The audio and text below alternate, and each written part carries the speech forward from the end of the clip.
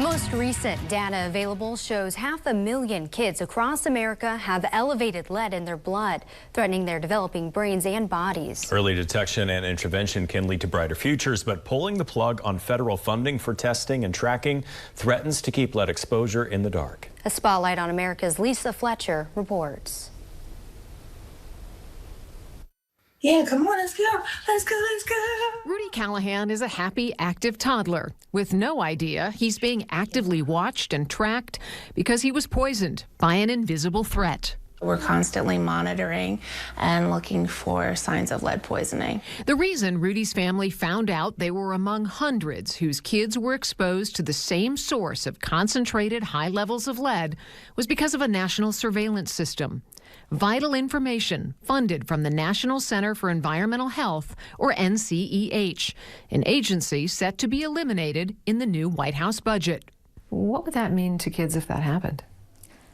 It would be horrible. It would be awful. It's definitely going to negatively impact child health in the United States. Dr. Monica Mehta detected lead in Rudy's blood during a routine test, the likes of which are often funded by those federal dollars from NCEH. The White House says its work is duplicative or simply unnecessary. It is very necessary. Making sure that we are testing children is part of keeping them healthy. The testing and tracking NCEH funds support enabled investigators to connect lead poisoning cases nationwide, including Rudy Callahan, to cinnamon applesauce loaded with lead.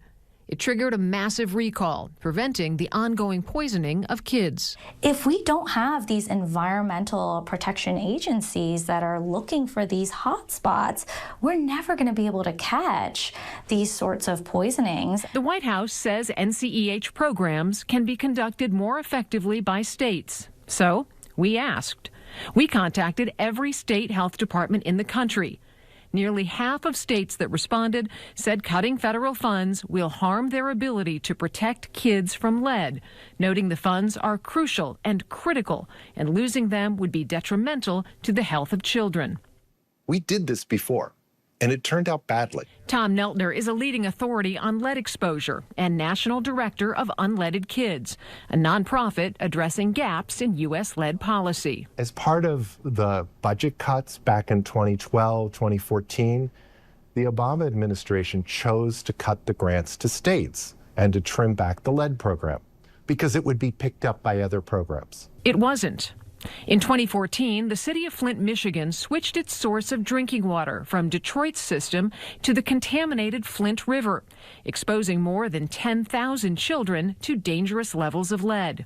Neltner says federal funding cuts 2 years earlier eliminated the jobs of those who would have tracked and noticed rising lead levels in kids' test results, slowing the response to the Flint crisis. We went blind to Flint because we didn't have the state-level people that were watching for the problems. So we've seen this story before. We know how it plays out, and it's a bad story for children's health.